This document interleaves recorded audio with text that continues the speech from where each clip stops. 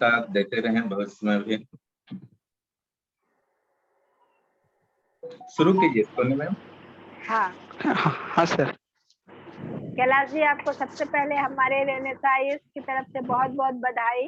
आप इतना ऊंचा मुकाम हासिल किए, आप अपना जीवन का जो लक्ष्य था वो प्राप्त किए, इसके लिए हम लोग की तरफ से आपको बहुत बहुत शुभकामनाएं। और अब आप थोड़ा अपने बारे में बताइए कि आप कहाँ से बिलोंग करते हैं, आपकी शिक्षा कहाँ से हुई, यूपीएससी में आपको कौन सा पद मिला और आपका रैंक क्या रहा?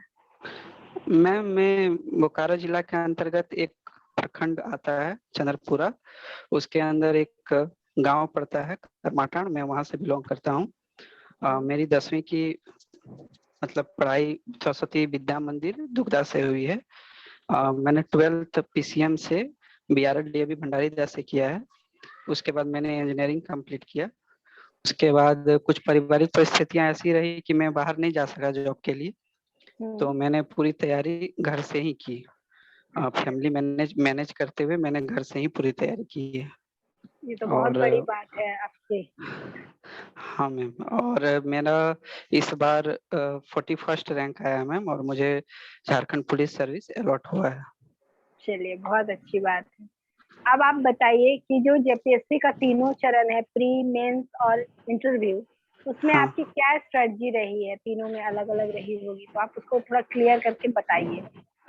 मैम, मेरा पिछला जेपीएससी में भी बहुत अच्छा मार्क्स था, 264 था, तो मुझे प्रीलिम्स का बहुत अच्छा से आइडिया था कि कहाँ से क्वेश्चन वो बना सकते हैं, तो मैंने वही स्ट्रेटेजी को बहुत अच्छे से पकड़ के रखा। उसके बाद एग्जाम के पहले सीएनटी एसपीटी का, चूंकि पिछले बार उस हिसाब से मटेरियल अवेलेबल नहीं था, तो फिर रवि सर ने, मैंने यूट्यूब में देखा था कि उन्होंने सीएनटी एसपीटी को बहुत अच्छे से पढ़ाया था, तो उस वक्त तो बहुत कम ही लोग जुड़े हुए थे, तो मुझे पता था कि ये 15 से 17 क्वेश्चन जो है ये पूरा गेम चेंज कर देगा प्रीलिम्स का। तो मैंने वो ग्रुप ज्वाइन कर लिया था। उस वक्त हम लोग सिर्फ 15 या 17 ही लोग थे उस ग्रुप में। तो वो फिर सर ने एक नोट्स दिया था सीएनटी एसपीटी का, तो वो मैंने बहुत अच्छा से बाय हार्ट कर लिया था और एग्जाम में बैठा था। तो इस बार मुझे बहुत अच्छा 282 मार्क्स प्रीलिम्स में मिले। चूंकि मेंस का माध्यम मेरा इंग्लिश था, तो मेरे पिछले बार भी नोट्स बने हुए थे, तो लेकिन इस बार सर ने भी बहुत अच्छे अच्छे नोट्स टॉपिक वाइज दिए, तो उसमें कुछ टॉपिक में लगा कि मेरा नोट्स अधूरा है, तो मैंने सर के हिंदी वाले नोट्स को ट्रांसलेट करके उसको इंग्लिश में कन्वर्ट कर दिया, और कुछ नोट्स में लगा कि मेरे नोट्स पर्याप्त हैं, तो उसमें फिर मैंने एक्स्ट्रा मटेरियल ऐड नहीं किया। जहां लगा कि कमी है उसको ट्रांसलेट करके उसमें ऐड कर दिया, और उसी को मैंने बार बार रिवीजन किया। और मेरी और एक स्ट्रेटेजी थी कि सब मैं जो भी पढ़ता था उसको मैं शॉर्ट तुरंत कर लेता था, क्योंकि मेरे लिए पारिवारिक परिस्थितियां ऐसी थी कि मैं 15-20 पन्ना पढ़ने बैठने के लिए 1.5 घंटा समय नहीं था मेरे पास। तो वो उसको मैं हमेशा एक पन्ना आधा पन्ना ऐसे ही करके मैं नोट्स को एकदम शॉर्ट कर देता था। तो इस तरह से मैंने पूरे सिलेबस को मात्र 15 से 20 पन्ना में समेट दिया था। अच्छा। और हाँ, exam polity and public administration का मेरा मात्र 1 पन्ना का नोट्स है। ये तो बहुत न्यू मतलब न्यूज है। कुछ नोट्स हमको भेजे भी थे एक बार आप। सर को हम दिखाए भी थे कुछ नोट्स के, सर कि हम इस तरह से शॉर्ट कर दे रहे हैं, क्योंकि हमको पता था कि 2 शिफ्ट में एग्जाम है, पिछला बार का अनुभव भी था, तो हमको पता था कि 1 बजे एग्जाम खत्म होगा, निकलेंगे, थोड़ा सा नाश्ता वगैरह करेंगे तो वो तो बच जाएगा, तो 15 से 20 मिनट ही समय मुझे बचेगा। तो एक बार रिफ्रेशमेंट के लिए मुझे कुछ ऐसा चीज चाहिए कि दिमाग में भी बैठ जाए और अगला बार मैं लिख भी सकूं, इसलिए मैंने 1 या 2-3 पन्ना में ही नोट्स को कर दिया था, एकदम सिर्फ टू द पॉइंट, और पॉइंट लिखे हुए थे, उसमें कुछ एक्स्ट्रा चीज नहीं लिखा हुआ था। तो उसी को मैं 15-20 मिनट में तुरंत से रिवीजन कर लिया। और एक मतलब नेचुरल स्किल है कि मैं चीजों को बहुत इजीली एलोबरेट कर लेता हूँ, तो पॉइंट मेरे दिमाग में रहता है, तो वो मुझे पता था कि मैं वहां लिख लूंगा। तो मेंस में मेरा और एक था कि राइटिंग में कि मैंने पहले से ही सेट कर लिया था कि किस पन्ना में मुझे पहले क्वेश्चन का आंसर को रोकना है, दूसरे क्वेश्चन को रोकना है, तीसरे क्वेश्चन को रोकना है, और चौथे क्वेश्चन को रोकना है। तो वो जिस तरह से मार्किंग किया हुआ था, तो मैंने तीसरा पन्ना सिर्फ डेडिकेटेड किया हुआ था ऑब्जेक्टिव के लिए। चौथे पन्ने से मैं लिखना चालू करता था, तो उसको 13वें या 14वें पन्ने में पहला क्वेश्चन को मैं रोक देता था। और अच्छा दूसरा क्वेश्चन के लिए मैं 23 या 24 पन्ना रखता था। तो अच्छा 23वें या 24वें पन्ने में मैं दूसरे क्वेश्चन को रोक देता था। और अच्छा तीसरे क्वेश्चन को मतलब ये 23वें या 31 पन्ना में मैं रोक देता था। और आखिरी क्वेश्चन में हमेशा वो क्वेश्चन रखता था जिसमें मैं एलोबरेट कर सकूं। टेक्निकल क्वेश्चन में पहले लास्ट में कभी नहीं रखता था, क्योंकि वो टू द पॉइंट हो जाएगा। 5-6 क्वेश्चन का मतलब छोटा रहेगा तो वो मुझे मार्क्स नहीं देंगे, लेकिन एलोबरेटिव आंसर रहेगा आखिरी क्वेश्चन में तो वो मुझे मार्क्स देने के लिए बाध्य हो जाएंगे। इसलिए मैं हमेशा एलोबरेटिव, जैसे रिन्यूएबल एनर्जी का क्वेश्चन था, सस्टेनेबल डेवलपमेंट का था, ये सब क्वेश्चन को मैं आखिरी में रखता था, क्योंकि मुझे पता है कि आखिरी सेकंड तक मेरा कलम पेन चलते रहना चाहिए। तो इस हिसाब से होता था कि मैं 41 या 42 पन्ने तक आसानी से चला जाता था। अच्छा और बीच शुरू में ही ऑब्जेक्टिव भी मैं 2 तरीके से करता था। शुरू में एक बार पढ़ता था, जो एकदम ऑन द स्पॉट क्लिक किया तुरंत लिख दिया और उसको रोक देता था, फिर आंसर लिखने लगता था। और फिर जैसे ही 2.5 घंटा होता था, 2 घंटा 25 मिनट, तो उसके में फिर पहले पन्ने पे वापस आता था, क्योंकि 2.5 घंटे में कुछ ना कुछ दिमाग में क्लिक कर जाता था कि ये क्वेश्चन लिखना है, ये नहीं लिखना है। तो उसमें तुरंत फिर याद आ जाता था, तो फिर ऑब्जेक्टिव में पूरा करके फिर आखिरी क्वेश्चन की ओर चला जाता था। वाह तो इस हिसाब से पूरा स्ट्रेटेजी को डिजाइन किए थे पहले से ही कि इसी तरीका से ही लिखना है। और हम एक था कि साइकोलॉजिकल एग्जामिनर को समझे थे कि हमको मिनिमम मार्क्स उसको 17-18 देना ही होगा। हाँ। मतलब वो कितना भी कॉपी चेक करे, किस तरीका से भी चेक करे, हमको मिनिमम 17-18 मार्क्स हर एक क्वेश्चन में चाहिए। क्योंकि मेरा ऑब्जेक्टिव यदि 14-15 सही होता है, तो यदि 17-18 ईच क्वेश्चन में मिलेगा, मैं चारों क्वेश्चन को अटेम्प्ट करूं, मैं तो ये 100 मार्क्स ऐसे ही हो जाएगा। 100 मिनिमम पेपर में तो 4 पेपर में 100 करेंगे तो 400 हो गया। और रीजनल पेपर में यदि 80-100 के बीच में यदि मैं स्कोर कर लिया, तो मेरा इंटरव्यू कॉल तो 100% आएगा। तो ये पहले से ही डिजाइन किया हुआ था मेरा। तो उसी हिसाब से मैंने पन्ना और पेज को भी डिजाइन कर दिया था कि इस पन्ने में इस हिसाब से लिखना है, तो मेरा इंटरव्यू कुछ भी हो जाए, हमको इंटरव्यू तक तो जाना ही जाना है। तो इस हिसाब से किए हुए थे। एग्जाम हॉल के अंदर का बहुत अच्छा स्ट्रेटजी लगा आपका। बहुत होना अच्छा चाहिए, हर कैंडिडेट का होना चाहिए कि सिर्फ एग्जाम से पहले तक स्ट्रेटजी ना हो, एग्जाम के दिन वाले एग्जाम के हॉल के अंदर एक एकदम कंप्लीट स्ट्रेटजी होना चाहिए, जो सबका डिफरेंस हो सकता है उनके नेचर के अनुसार। और एक चीज थी सर कि मतलब एग्जाम में कोशिश किए थे कि ए बी क्वेश्चन यदि कहीं पे है, यदि क्वेश्चन में जैसे एक पूरा क्वेश्चन 40 मार्क्स का है और यदि कोई क्वेश्चन 2 मार्क्स मतलब ए एंड बी सेक्शन में करके दिया हुआ, तो पूरा प्रयास रहता था कि हम ए और बी वाला को छुएं रेदर देन कि 40 वाले, क्योंकि यदि ए बी वाले को छूते हैं, यदि उसमें हम अच्छा लिखते हैं, तो मेरा ऑटोमेटिक मार्क्स 20 क्रॉस कर जाएगा। क्योंकि 20 में यदि वो मुझे 11 नंबर भी देते हैं, तो 2 क्वेश्चन है तो 11-11 करके 22 हो जाएगा। लेकिन एक 40 मार्क्स के क्वेश्चन में हमको 22 लाने के लिए सोचना पड़ेगा, वो मुझे 19 या 20 देगा। लेकिन यदि मैं ये 2 नंबर का डिफरेंस कर दिया, तो मुझे 4 पेपर में 8 नंबर का डिफरेंस मैं कर दूंगा। ये 8 नंबर, ये 8 नंबर सिलेक्शन के लिए बहुत मैटर कर जाएगा। बहुत अच्छा, बहुत अच्छा स्ट्रेटजी है। और कुछ विशेष रणनीति थी आपकी मुख्य परीक्षा के लिए? मुख्य परीक्षा के लिए मैं टोटल फोकस मेरे एक मित्र हैं, वो आईएएस का प्रिपरेशन कर रहे हैं दिल्ली में, तो उन्होंने मुझे एक स्टेपल टेक्निक भी सिखाया था। वो बोला मतलब उसमें बहुत सारे पॉइंट है, फिल्टर पॉइंट्स थे एक पन्ना का, तो बोला था कि कभी भी कुछ भी क्वेश्चन आ जाएगा, ये स्टेपल पॉइंट को हमेशा ध्यान रखना, क्योंकि इससे तुम any day any time answer generate कर सकते हो। राइट। हाँ, तो वो बोला कि हमेशा एग्जाम में ये पॉसिबिलिटी है कि वो क्वेश्चन तो कुछ भी पूछ सकता है, तुम तैयारी करके जाओगे, हो सकता है कुछ वहां पे बाउंसर टाइप का आ जाए, तो उसके लिए तुम्हें प्रिपेयर रहना होगा। तो उस हिसाब से लगभग 30 या 40 पॉइंट है सर, हर एक सब्जेक्ट मतलब हर एक टॉपिक से रिलेटेड, और उसमें सिर्फ कीवर्ड लिखा हुआ है। तो वो कीवर्ड दिमाग में बैठा लिए थे कि ये 40 कीवर्ड में जैसे पॉवर्टी से रिलेटेड है, तो पॉवर्टी से रिलेटेड 5-6 पॉइंट आ जाता है। तो वो पॉइंट के अकॉर्डिंग अब एक्सप्लेन करना तो मेरे पे था, तो वो पॉइंट के अकॉर्डिंग हम उसको एक्सप्लेन करते, तो उसी का इस्तेमाल, इसलिए हम जो ये आप 10 पन्ना देख रहे हैं ना, इसलिए आसानी से पहुंच जाते थे, क्योंकि ये पॉइंट मेरे दिमाग में रहता था इमीडिएट। तो वो पॉइंट हम तुरंत एक्सप्लेन करके आगे बढ़ जाते थे। बहुत सुंदर। मतलब वहाँ पॉइंट मुझे जनरेट नहीं करना पड़ा सर, पहले से अरेंज था आपके दिमाग में? हाँ, पहले से ही सारा पॉइंट अरेंज किया हुआ था। बहुत अच्छा बहुत स्ट्रेटजी। और इंटरव्यू के लिए क्या खास किए हैं आप? इंटरव्यू के लिए सर जितना नोट दिए थे उनको बहुत अच्छा से पढ़ लिए थे, लेकिन हमको पता था कि मेरा स्ट्रॉन्ग पॉइंट जो है मुझे उसी पे ही खेलना है। तो वो मेरा 2013 में मेरा ग्रेजुएशन कंप्लीट हुआ था, उसके बाद मेरा जॉब नहीं कहीं कर रहे हैं, तो मुझे पता था कि ये क्वेश्चन वो मुझे पूछेंगे ही। बिल्कुल पूछेंगे। तो इसमें हमने कृषि का एलिमेंट जोड़ दिया था, क्योंकि मेरा हम गांव में ही रह के तैयारी किए हैं, तो खेती वगैरह भी करते हैं, तो पूरा जानकारी है मुझे इस चीज का। तो मुझे पता था कि वो कृषि की ओर जरूर जाएंगे, क्योंकि यदि आप जितने लोग इंटरव्यू कर रहे हैं वो लोग भी मतलब चाहते हैं कि जानकारी हो लोगों को इसके बारे में। तो इसका मैंने बहुत अच्छे से तैयारी करके रखा हुआ था, और सडनली मतलब थोड़ा लक भी फेवर कर गया कि वो पहला ही क्वेश्चन वो पूछ दिए कि अब 2013 के बाद आप क्या कर रहे थे। तो मैंने कहा कि सर तैयारी के साथ हम मतलब कृषि कार्य में भी जुड़े थे, पारिवारिक परिस्थितियां ऐसी थी कि जॉब की ओर नहीं जा पाए सर, तो तैयारी में जुड़े हुए हैं।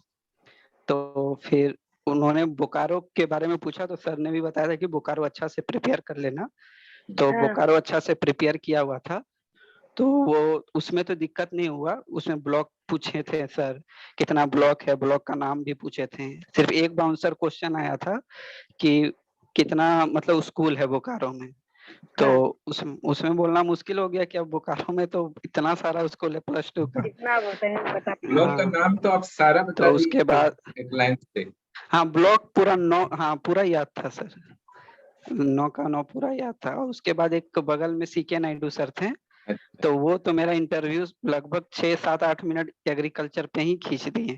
तो मेरा इंटरव्यू, हाँ वो बोले कि खेती बाड़ी करते हो, तो बोले हाँ सर, तो क्या क्या चीज का खेती, पूरा एकदम एकदम नॉर्मल भाषा में पूछ रहे थे। तो हाँ, तो इसी तरीका करके वो इंटरव्यू को 7-8 मिनट सिर्फ एग्रीकल्चर पे ही खींच दिए। तो और आप अच्छा से बोल पाए। हाँ प्रैक्टिकल नॉलेज पूरा था मैम, तो उसको बताने में मुझे किसी तरीके की परेशानी नहीं हुई। तो वो जो जान रहे थे प्रैक्टिकली देखे तो वही बताएं। अब वो पूछ रहे हैं कि खेत में कितना पानी लगता है, तो हम बोले कि सर एग्जैक्ट आप सीसी मात्रा में पूछिएगा तो नहीं बता पाएंगे, लेकिन प्रैक्टिकली यदि सदा नीरा खेत है, हमेशा पानी भरा, तो वहाँ पानी का जरूरत भी नहीं है। यदि खेत सूखा वाला क्षेत्र में है तो वो आपको देख के पानी देना होगा कि कब पानी देना है, नहीं देना है। यदि बादल बना हुआ है तो वहाँ पानी देने का जरूरत नहीं है, बारिश तो पड़ने ही वाला है। तो ऐसे ही करके जवाब दिए थे, तो वो बहुत खुश हुए थे सीके नायडू सर। और ये बहुत बड़ी बात है, क्योंकि युवा वर्ग जो जनरली जेपीएससी या सिविल सर्विस का तैयारी कर रहा है, उसको कृषि कार्य का इतना जानकारी अपने आप में ये भी मतलब आकर्षक था उनके लिए जानना। हाँ, एक स्टूडेंट इतना कैसे जान सकता है, वो भी प्रैक्टिकल नॉलेज खेती का। तो बहुत आकर्षक था उनके लिए। हाँ ये क्लिक किया था, हमको भी निकले इंटरव्यू देके तो हमको भी एहसास हुआ कि मेरा 14-15 घंटा मतलब 15 मिनट चला गया इंटरव्यू, तो औरों की तुलना में शायद मेरा अच्छा हुआ है। बोर्ड किनका था? बोर्ड किनका था? जमाल अहमद सर का था।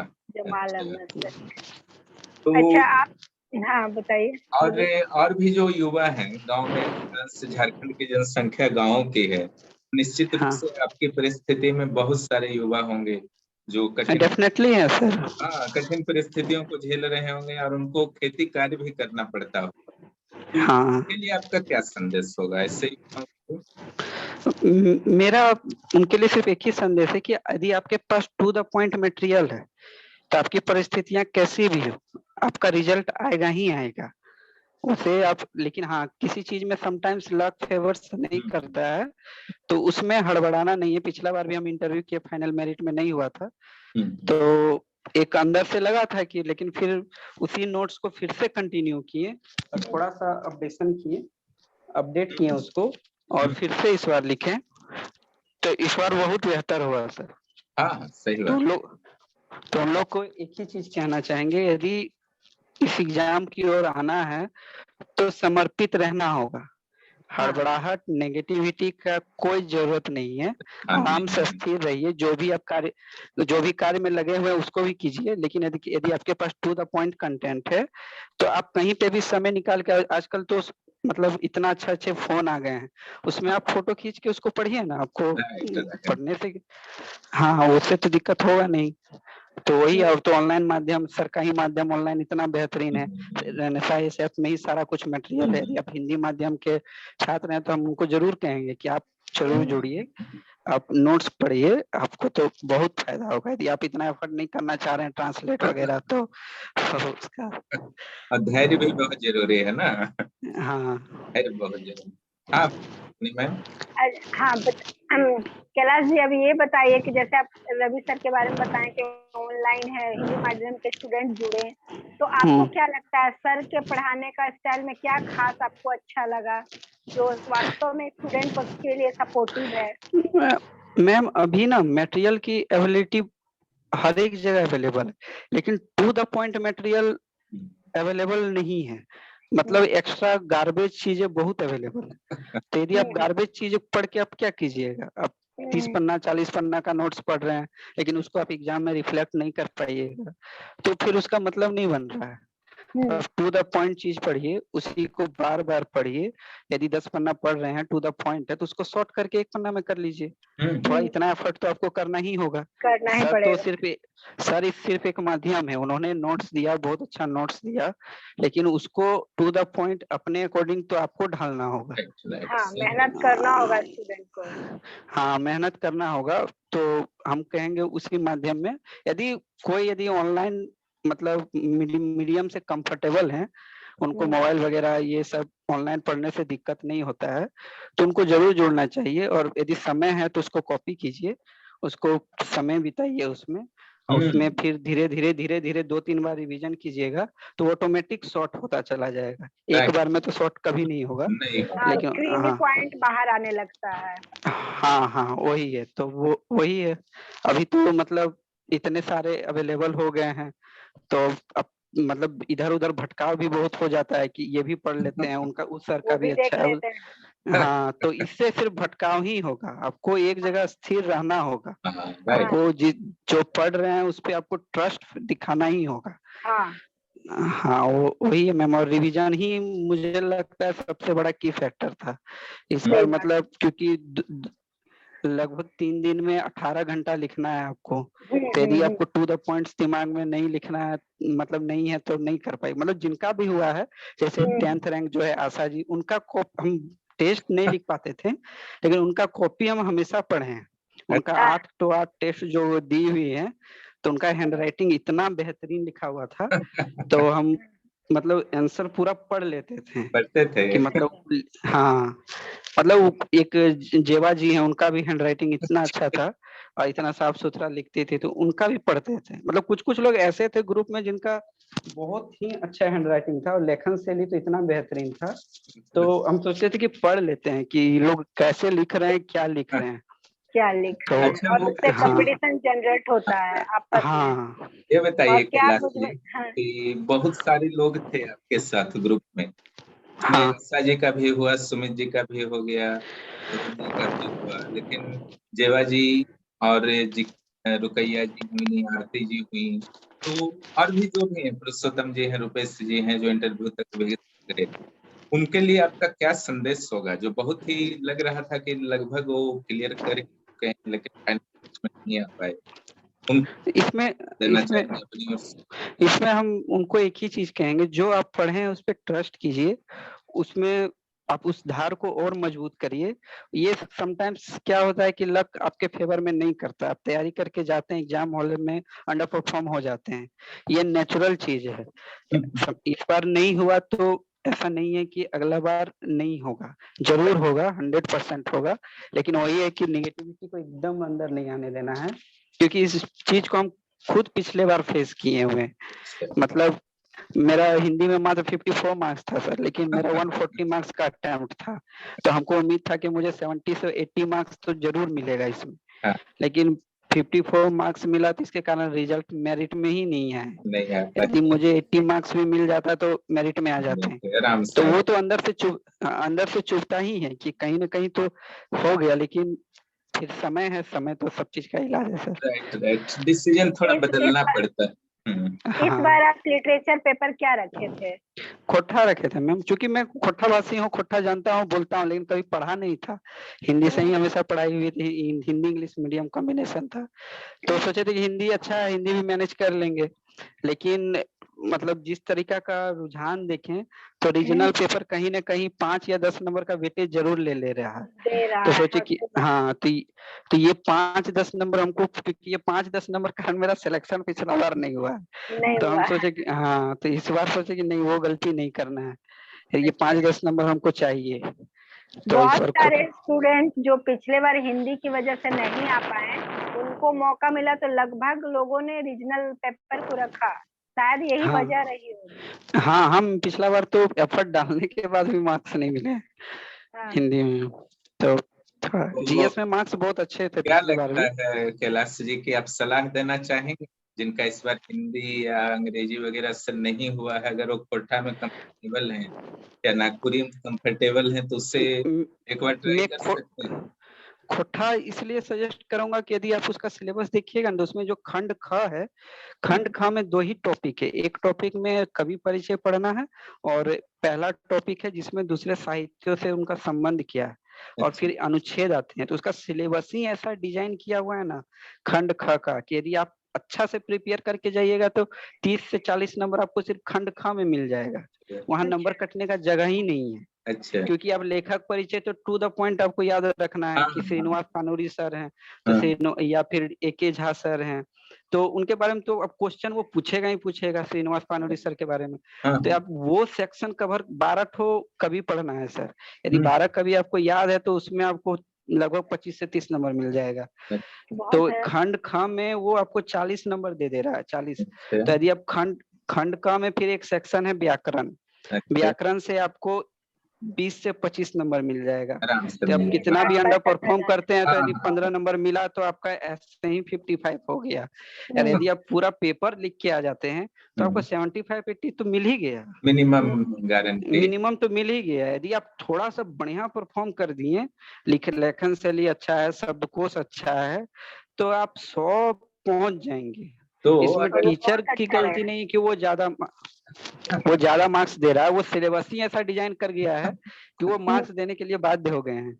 और जो भी नए स्टूडेंट हैं, अगर वो खोटा की तैयारी करते हैं, तो आपके विचार से मिनिमम और मैक्सिमम कितना समय लग सकता है उनको फिनिश करने में तैयारी झारखंड के किसी भी अभ्यर्थी? यदि वो बोलने में सक्षम नहीं है, शब्दों का यदि उनको ज्ञान नहीं है, तो मेरा कहना हुआ कि आप 2-3 महीना समय जरूर दीजिए, क्योंकि कुछ चीजें आप दिमाग में रिफ्लेक्ट नहीं करेंगी, शब्द आप सुने नहीं होंगे। जैसे पुराना को हम लोग पूर्णा परिया बोलते हैं, ये सब शायद आप मतलब जो नहीं खोटा बोलते वो नहीं जानते होंगे, लेकिन मेरे लिए तो 1 महीना ही पर्याप्त था। हमको कोई दिक्कत नहीं हुआ, सिर्फ पढ़ते चले गए तो दिमाग में चीजें बैठ गई, क्योंकि उसको बोलते हैं दैनिक जीवन में। लेकिन नए स्टूडेंट हैं तो उनको हम कहेंगे कि आप 2-3 महीना समय दीजिए, और यदि नहीं पॉसिबल हो पाता है तो कोचिंग के भी यदि माध्यम उपलब्ध है तब जरूर ज्वाइन कीजिए। समय वेस्ट मत कीजिए कि हम खुद से कर लेंगे। यदि किसी चीज का ज्ञान नहीं है तो माध्यम अवेलेबल है, सही मार्गदर्शन में आप उस चीज का तैयारी कर लीजिए। फिर भी मान लीजिए कि एक स्टूडेंट चाहता है कि हम तैयारी करें, तो खोटा का मान लीजिए वो फ्रेश है, उसको नॉलेज नहीं है, तो शुरुआत में उसको क्या करना चाहिए? सबसे पहले क्या चीज? सबसे सिंपल बेसिक चीज है सर, उसका 17 ठो या 18 ठो नियम है। उस नियम को आप बाय हार्ट कर लीजिए, पूरा खोटा उसी पे पड़ा हुआ है। मतलब हाँ, पूरा खोटा ही उस पे, जैसे दीर्घई का इस्तेमाल नहीं होता है, चंद्रबिंदु का इस्तेमाल नहीं होता है, उसमें कुछ जैसे 17-18 नियम है सर। वो नियम यदि आपको याद है ना, तो आप खोटा का लगभग 25% चीज कवर कर चुके हैं, क्योंकि वो नियम के इर्द गिर्द ही सब कुछ खेल रहा है। संयुक्त शब्द भी नहीं लिखा जाता है। ये नियम जो है ग्रामर में मिल जाएगा, शब्द भी नहीं लिखा जाता है। हाँ, ये कोई भी बुक आप लीजिएगा ना, जैसे बी.एन. ओदार सर का बुक हो गया, या फिर और किन्हीं का बुक यदि बाजार में है, या फिर किन्हीं का नोट्स भी है, तो पढ़िएगा तो उसमें पहला चीज ही वो पढ़ाते हैं यही कि इसका नियम क्या है। यदि किन्हीं को भी यदि उनका नियम याद है तो मुझे लगता है कि हिंदी, इंग्लिश या बिहार झारखंड का जो क्षेत्र है लगभग शब्द सेम है। थोड़ा बहुत ही शब्द है जो थोड़ा डिफर करता है, तो वो समय के साथ आप कवर अप कर लीजिएगा। पीछे शब्द कोश दिया हुआ रहता है तो वो आप कवर अप कर लीजिएगा, लेकिन नियम याद नहीं है तो शायद नहीं कर पाइएगा। तो इसमें सबसे इम्पोर्टेंट रोल प्ले करता है नियम। तो कोई भी नया स्टूडेंट है तो इस तरीके से वो चाहे तो कर सकते हैं, अगर मेहनत करें तो कंप्लीट हो सकता है सब। एकदम सर, इसमें मतलब मेरा तो कहना है कि बहुत ही अच्छा सब्जेक्ट है, इसको चूज कीजिए।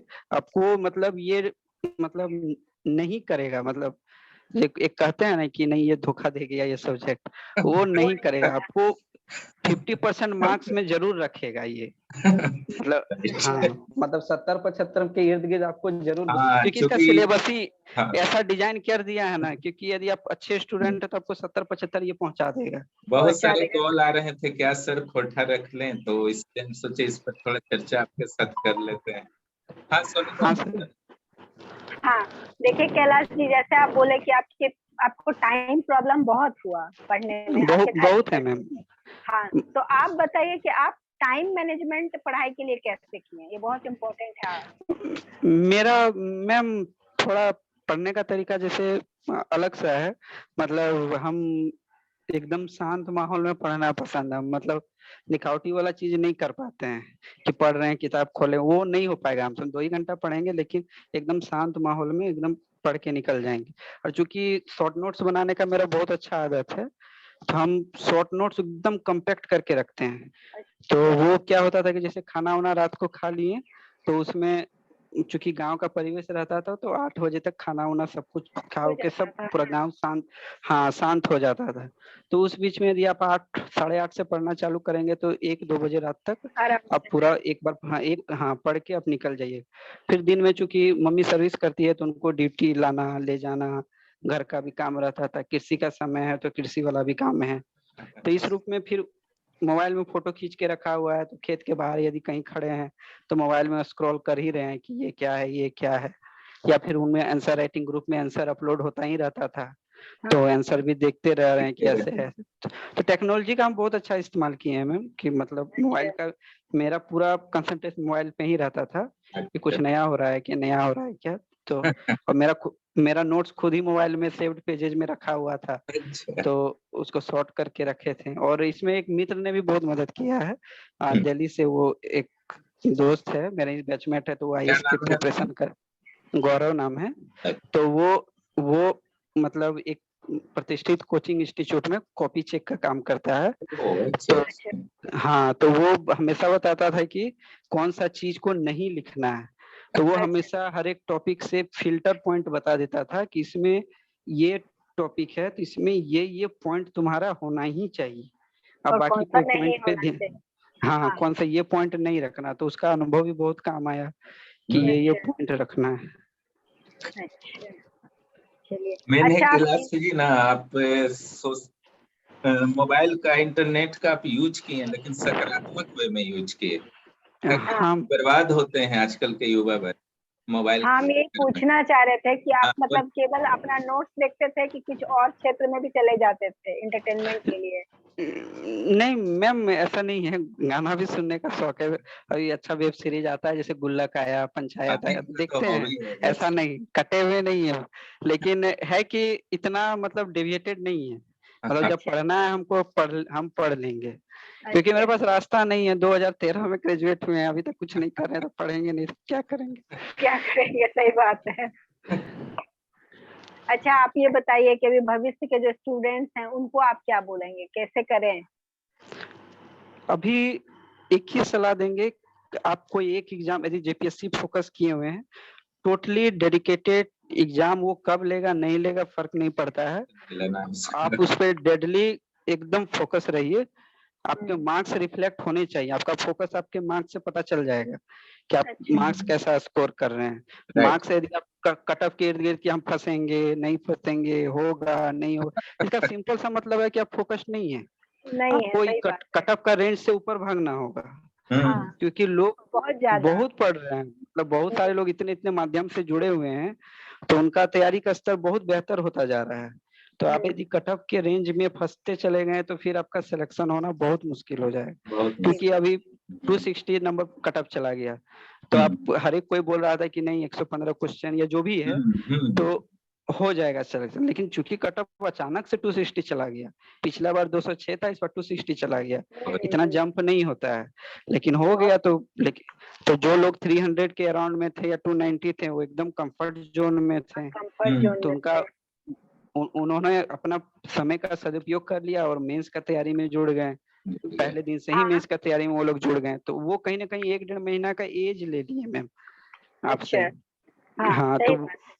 हाँ, तो वही चीज उन लोग को कहना चाहेंगे कि आप एक चीज पे फोकस रहिए, टू द पॉइंट रहिए, हर एक चीज का जाइएगा तो कौन सा लाइन लिख रहे हैं एग्जाम में उसका भी स्ट्रेटेजी है। आप शब्द बड़ा लिख रहे हैं कि छोटा लिख रहे हैं, एक पन्ना में 17 शब्द आएगा कि 60 शब्द आएगा, इसका भी पूरा एक तरीका है। स्केलिंग कर रहे हैं तो दोनों साइड में कितना मार्जिन का स्केलिंग कर रहे हैं कि मेरा 60 से 65 वर्ड आ जाएगा। तो हर एक चीज पे, तो इसके लिए आपको समय देना होगा, बहुत सारा मूल्यांकन करना होगा कि हम कितना शब्द मेरा जा रहा है, कहाँ पे मैप डालना है, कहाँ पे मैप नहीं डालना है, तो मैप का निरंतर अभ्यास करना है, कहाँ पे चार्ट डालना है, कहाँ पे चार्ट नहीं डालना है, किस पॉइंट पे, यहाँ पे तो चार्ट डालना ही होगा।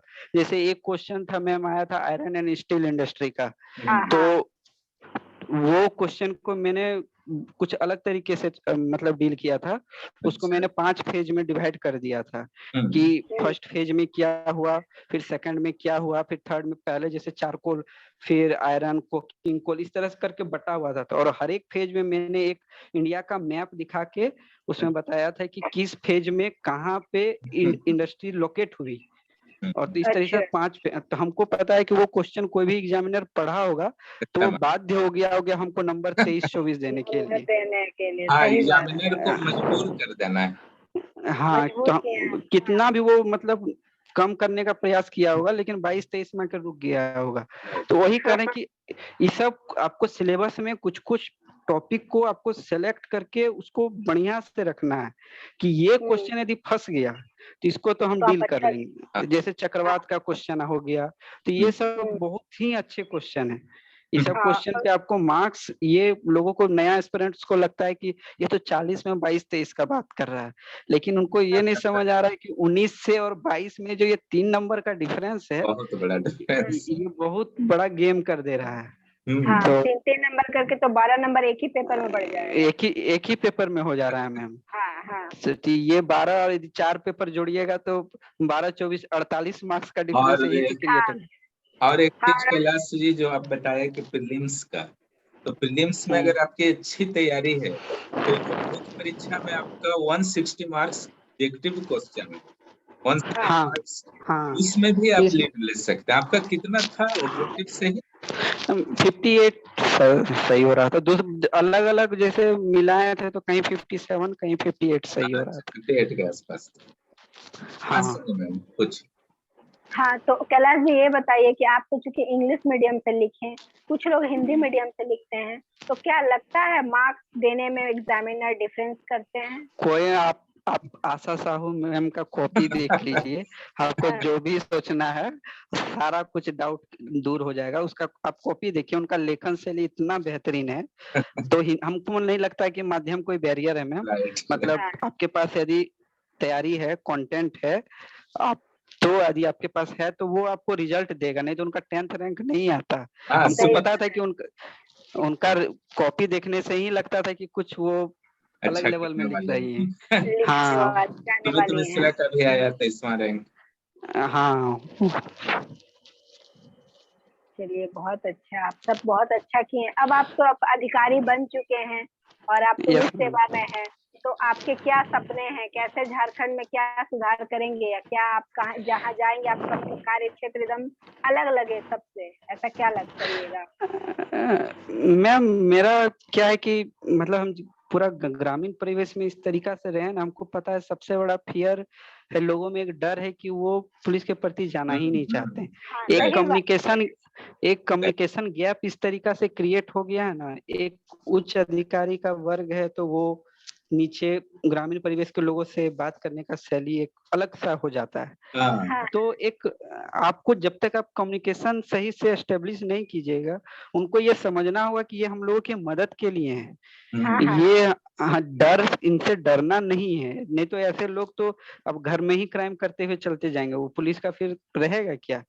तो एक चाहेंगे कि एक जरिया बने, बहुत बेहतरीन जरिया बने। लोगों से यदि कुछ गलत हो रहा है, आप बेझिझक पुलिस के पास जाइए, आपकी समस्या का समाधान होगा। और मेरा मतलब बातचीत कर चुकी जो लोकल भाषा है उससे बहुत ज्यादा कंफर्टेबल हैं, तो हमको लगता है कि हम बातचीत का जरिया बहुत अच्छा से उन लोगों से एस्टेब्लिश कर सकते हैं और लोग जुड़ेंगे, बातों को सुनेंगे।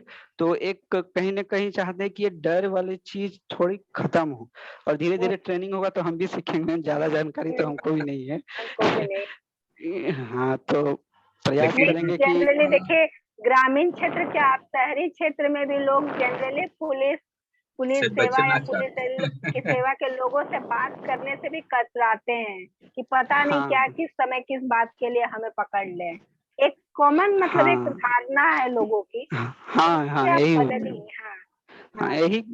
यही चाहेंगे कि भविष्य में बदले, या जो भी हम लोग 40 लोग हैं भविष्य में बदलने का प्रयास करेंगे। बहुत बड़ा बात बोले आप, जो कम्युनिकेशन गैप है ये दूर हो जाएगा तो लगता है 90% प्रॉब्लम दूर हो जाएगा। हाँ, वही जब बातचीत ही नहीं होगा तो फिर आप एक तरीके से बोल रहे हैं, वो अलग तरीका जा रहा है, कोई समझने के लिए रेडी नहीं है। एक किंगशिप टाइप का, हाँ, राजत्व टाइप का हो जाता है, वो चीज ये नहीं होना चाहिए। और किसी को इतना हिम्मत नहीं होता है कि वो जाकर खुलकर अपनी बात रखे कि सर ऐसा हो रहा है, ऐसा हो रहा है। बहुत एक अजीब सा डर है पुलिस सेवा के लोगों के प्रति। हाँ, नहीं, कल मैम मतलब एक भैया हैं, तो वो मुझे मतलब जो बोकारो एसपी ऑफिस है वहाँ ले गए थे, तो बहुत सारे सर लोग थे जो अभी कार्यरत हैं, मतलब डिप्टी एसपी पोस्ट पे। तो उनका बातचीत ऐसे, वो इतने अच्छे अप्रोचेबल थे, बहुत अच्छा से बातचीत किया कि क्या है, कैसे तैयारी किए, कहाँ पे क्या है, कौन सा सब्जेक्ट रखे थे। तो वो मतलब वैसा नहीं, वो लोग बहुत अप्रोचेबल हैं, लेकिन लोग ही अप्रोच नहीं करना चाह रहे हैं। दो चीजें भी हो रही है, वो लोग अप्रोचेबल हैं, लेकिन लोगों को भी ये मन से एक मीथ हटाना होगा कि वो लोग कहीं कहीं कुछ है, मतलब नेगेटिव चीजें हो रही हैं, लेकिन हर एक जगह नहीं है। हमारा देश जो है ना 200 वर्षों तक गुलाम रहा है। हाँ सर। भूमिका थी पुलिस और सेना की, तो शायद अभी भी गांव लेवल पर लोग नहीं निकल पाए हैं, समय लगेगा। हाँ, धीरे धीरे समय लगेगा। अच्छा, ये कैलाश जी बताइए कि आपकी माता का क्या योगदान रहा आपकी सफलता में? बहुत ज्यादा, टोटल मतलब डिपेंड वहीं पे है सर।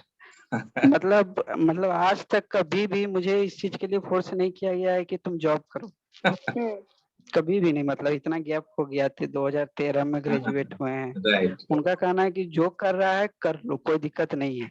और वो बोले कि धीरे धीरे चूंकि पिताजी का हो गया तो हम खेती बाड़ी भी सीख लिए थे, तो बोले कि खाने का तो तुमको दिक्कत तो है नहीं, तुमको सिर्फ पढ़ना है, तो पढ़ो, मेहनत करो, कहीं ना कहीं क्लिक तो होगा ही, थोड़ा देर से होगा तो जरूर होगा। क्या चीज का जॉब करती हैं?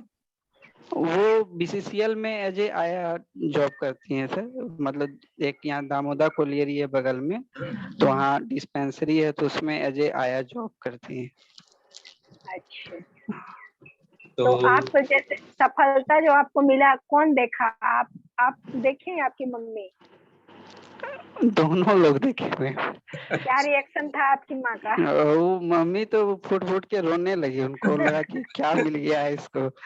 तो हम जैसे ही मतलब आया रिजल्ट, हम छत पे अकेले बैठे हुए थे, हम नीचे, तो हम अपना रिजल्ट नीचे से देख रहे थे कि कहाँ नाम फंसेगा, कहाँ फंसेगा। तो एक दो पन्ना देखे तो नहीं दिखा, तो फिर सोचे कि सर्च मार लेते हैं, तो फिर देखे कि ऊपर का ही पन्ना में है, तो बोले कि हो गया।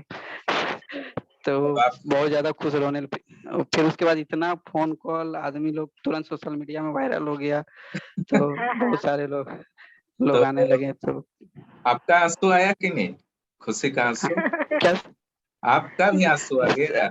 वो रोने लगी तो स्वाभाविक है सर, आ ही जाएगा। राइट। अब थोड़ा नेचुरल है, आ जाता है, लेकिन हाँ ऐसा आंसू का वेट सबको रहता है। हाँ सर। और सबसे बड़ी बात है कि इतना दिन आप स्ट्रगल किए हैं और आपको मनचाहा सफलता मिला, ये बहुत बड़ी बात थी हाँ आपके लिए भी, आपके फैमिली के लिए भी। और आप जैसे इतने अच्छे स्टूडेंट पूरे झारखंड को मिला, पूरा देश को मिला, ये पूरे देश के लिए एक उपलब्धि है आप जैसे लोगों का आना पुलिस सेवा में। हाँ प्रयास पूरा करें। हाँ, और एक चीज और पूछना चाहते हैं कैलाश जी कि जेपीएससी में, छठा जेपीएससी में जैसा देखा गया था, बहुत विवाद हुए थे और जिसके कारण लगभग 4 वर्ष में फाइनल हो पाया था। इस बार हाँ भी विवादों का सिलसिला शुरू हुआ था, लेकिन हाँ किस्मत था आप लोगों का कि थक गया। एकदम रिकॉर्ड समय में 252 दिन में 252 सीट के लिए नियुक्ति प्रक्रिया जेपीएससी ने पूर्ण कर दी। तो फिर जो स्टूडेंट डाइवर्ट हो जाते हैं ऐसे विवादों से, नकारात्मक न्यूज से, इस संदर्भ में क्या सलाह देना चाहेंगे भाभी? मेरा एक ही चीज मानना है कि जिंदगी में आपके पास लक्ष्य है, आपको यही करना है, तो वो फिर डेविएशन वाला जगह बचता नहीं है। हाँ, कोई यदि आपकी पारिवारिक परिस्थितियां हैं वैसी, तो आप पार्ट टाइम जॉब कर लीजिए, उसमें कोई दिक्कत नहीं। लेकिन यदि आपका लक्ष्य है तो वो 4 साल में ले, 5 साल में ले, 3 साल में ले, 2 साल में ले, आपको तो देना ही होगा। हम लोग चूंकि मध्यम वर्गीय परिवार से हैं, हम लोग उतना ज्यादा नहीं सोच सकते कि वो कब लेगा नहीं लेगा, क्योंकि यदि हमारे तैयारी का स्तर गिरेगा तो हम लोग कहीं नहीं रहेंगे। तो हमारा आधार तैयारी ही है। आप तैयारी मजबूत रखिए। यदि आपकी पारिवारिक परिस्थितियां डगमगा रही हैं तो आप कुछ दूसरा माध्यम, इतने सारे पार्ट टाइम जॉब अवेलेबल हैं, आपको लगता है यदि हम कर सकते हैं, आप कीजिए, मैनेज कीजिए। लेकिन आपको लग रहा है कि हम अकेले बैठे रहने से नेगेटिविटी आता है, तो फिर आप उसको दूर करने को और भी तरीके हैं। अब चूंकि हम गांव में रहते हैं सर, तो मेरा व्यक्तिगत अनुभव है कि गांव में कोई नेगेटिविटी नहीं आता है सर। इतना रोमांचक जिंदगी है, कुछ ना कुछ कहीं ना कहीं होता रहता है, तो नेगेटिविटी वाला जगह ही नहीं है यहाँ पे। मतलब जिंदगी खुशहाल चल रहा है। हाँ, मतलब हर एक चीज खुशी खुशी, मतलब सब कुछ चल रहा है, फैमिली भी चल रहा है, कम जरूरत पे भी जिंदगी कट रहा है। तो लेकिन तैयारी हमेशा कंटिन्यू रहना चाहिए। तो वही, लेकिन अभी थोड़ा देखते हैं कि एक जो सोशल फैक्टर, ये बहुत बड़ा रोल प्ले कर रहा है।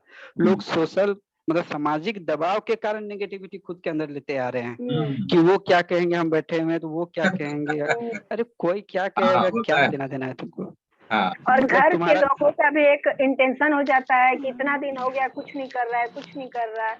ये भी एक घर वालों का भी सपोर्ट बहुत जरूरी है, समाज बहुत ज्यादा जरूरी, बहुत ज्यादा जरूरी है। लेकिन घर वाले, लेकिन एक चीज है सर, यदि आप मान लीजिए एक बार एग्जाम बैठ गए, यदि आपने अपने पेरेंट्स को अपना मार्क्स दिखाया कि मेरा इतना क्वेश्चन था, मैंने इतना क्वेश्चन सही किया, मेरे इतने मार्क्स, तो पेरेंट्स भी कहीं ना कहीं चीज को समझ जाते हैं कि नहीं ये मेहनत कर रहा है, इस बार नहीं हुआ, अगला बार हो जाएगा। लेकिन यदि आप परफॉर्म ही नहीं कर रहे हैं और यदि आप पेरेंट्स एक्सपेक्ट कर रहे हैं कि आप वेट कीजिए, तो ये भी एक तरीका से सही, वो लोग के भी पास तो एक समय का एक है ना, पाबंदी है, बहुत सारे सामाजिक जिम्मेवारियां भी जुड़ी हुई हैं, तो वो भी है, ध्यान रखना होगा।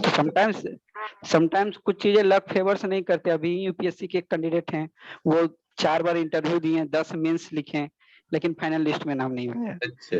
तो कुछ चीजें लक नहीं होती है लाइफ में, तो इसका मतलब हताश नहीं होना है। हमारा काम है मेहनत करना, चले जाना है। हाँ, किसी और क्षेत्र में चले जाएंगे। और इतना अनुभव इस क्षेत्र में तैयारी करने के बाद आ जाता है कि अन्य क्षेत्र के रास्ते तो खुले ही हुए हैं। बहुत सही बोले। कैलाश जी, ये बताइए कि रेनेसां के जो भावी अभ्यर्थी हैं, बहुत लोग जुड़ रहे हैं आप लोगों की सफलता को देखते हुए, किस संदर्भ में विशेष सलाह आपकी क्या रहेगी कि आपकी तरह झंडा गाड़ सके अगली बार? मेरा, जहां तक हम इस एग्जाम को समझे हैं, और यदि अगला बार भी उसी तरीका का शेड्यूल वो अरेंज करता है, 3 दिन में एग्जाम 18 घंटा लिखने वाला, तो वो इसका आधार ही 2 ही चीज है, आंसर राइटिंग और रिवीजन। तो रिवीजन के लिए आपके पास टू द पॉइंट कंटेंट होना चाहिए और आंसर राइटिंग के लिए आपको उसी टू द पॉइंट कंटेंट को रिफ्लेक्ट करना है कॉपी पे। तो बस उसी चीज को बार बार प्रैक्टिस करते जाइए और उसको इतना छोटा करके रिवीजन कर, मतलब 2-3 पन्ना में की चीजें एकदम दिमाग में फिट हो जाए और जाके आप बैठिए। हम 100% गारंटी देते हैं कि ये एग्जाम आपका निकल जाएगा। हाँ सोनी मैम बोलिए। हाँ ठीक है कैलाश जी, आपके जो भी बात बोले आप बहुत लोगों के लिए इंस्पायरिंग होगा। और जो स्टूडेंट होंगे खास तौर पे ग्रामीण परिवेश से आते हैं और जो कहते हैं कि हमारे पास संसाधन नहीं है, वो सब आपकी इस इंटरव्यू को देखकर इतना इंस्पायर होंगे कि मुझे उम्मीद है कि वो सभी के सभी सफल हो जाएंगे। क्योंकि आप जिस तरह के स्ट्रेटजी बताए हैं, बहुत कम लोग खुलकर इतना अच्छा से अपने बारे में बताते हैं और आप इतना बोल्डली बताए हैं कि मुझे लगता है कि मतलब स्टूडेंट्स कहीं भी कोई भी सिविल सेवा लिखें उनको जरूर फायदा होगा। और आप जैसे अच्छे अधिकारी अगर आएंगे तो हमारे समाज का भी बहुत ज्यादा फायदा होगा और उम्मीद करते हैं कि आपका भविष्य बहुत उज्जवल हो और आप आगे और इस तरफ बढ़े। Thank you ma'am for your wishes. और कैलाश जी, हाँ सर, की शुभकामनाएं आपके साथ है। रेनेसाइस के साथ जुड़े रहिए, भावी अभ्यर्थियों को हमेशा जब भी उससे अवसर हो जरूर सपोर्ट कीजिए सभी अभ्यर्थियों को अपनी ओर से यथासंभव। हाँ हाँ एकदम पूरा सर। और एक चीज लास्ट में हमको सिर्फ बता दीजिए, वो मिस कर गया था कि सीएनटी और एसपीटी में आपका स्कोर कितना हुआ था इस बार? मुझे लगता है 17 क्वेश्चन था ना सर, तो उसमें मेरा 13 या 14 के अराउंड सही था सर। यानी कि विशेष ध्यान इस पर देना है अभ्यर्थियों को। मेरा प्रीलिम्स के लिए एक ही चीज कहेंगे, अब सबसे पहले इधर उधर पढ़ने से पहले आपके पास अभी लगभग सितंबर अक्टूबर में एग्जाम होगा। अभी जून चल रहा है। अब जून में सीएनटी एसपीटी को बाय हार्ट कर जाइए क्योंकि ये 17 क्वेश्चन ही आपको कट ऑफ और उसके मार्क्स के बीच में डिफरेंस बना देगा। लोग शायद लगता है कि 272 आर्टिकल है, इतना करना पड़ेगा, इतना करेंगे, लास्ट मोमेंट में आप 272 करने जाइएगा तो नहीं होगा, कहाँ से कीजिएगा। हाँ तो ये, और लेकिन ये 17 क्वेश्चन ही आपको पीटी में पास करवाएगा क्योंकि बाकी सारे क्वेश्चन तो जैसे जनरल नेचर के होते हैं, लेकिन ये तो to the point specific nature के हैं। यदि आपको आ रहा है तो सही होगा, नहीं आ रहा है तो गलत हो जाएगा। तो ये आपको यदि 17 में 17 कोई भी सही कर लेता है तो मुझे लगता है उसका पेपर 2 में 65 क्वेश्चन करेक्ट इजिली हो जाएगा, पहुंच जाएगा आराम से। हाँ तो यदि आप पेपर में 1 में जीएस में परफॉर्म कर जाते हैं तो मुझे लगता है कट ऑफ उनका इजिली क्रॉस हो जाएगा। तो सीएनटी एसपीटी को ऐसे भी एज ए जनरल झारखंड में रहते हैं तो जानना ही चाहिए। जानना चाहिए अगर अधिकारी आपको बनना है भविष्य में तो। हाँ हाँ सर, ठीक है जी, समय देने के बहुत बहुत धन्यवाद। अब हाँ सर, और कल नहीं दे पाए सर, उधर चले गए थे तो कोई दिक्कत नहीं है, चल रहा है। डेली 2 दिन ले रहे हैं, हम भी ज्यादा नहीं, हम भी बहुत थके हुए हैं पिछले 1.5 साल से। हाँ हम भी और आप हमेशा जुड़े रहिए। हाँ मैम, बिल्कुल मैम। हम लोग वेट करेंगे आपका पोस्टिंग का, फिर आपके पेपर न्यूज का कि आप क्या क्या प्रयोग कर सबसे इंतजार रहेगा कुछ अलग टाइप का बन। ठीक है Kailash, thank you sir, thank you ma'am, welcome. काट देंगे मैम।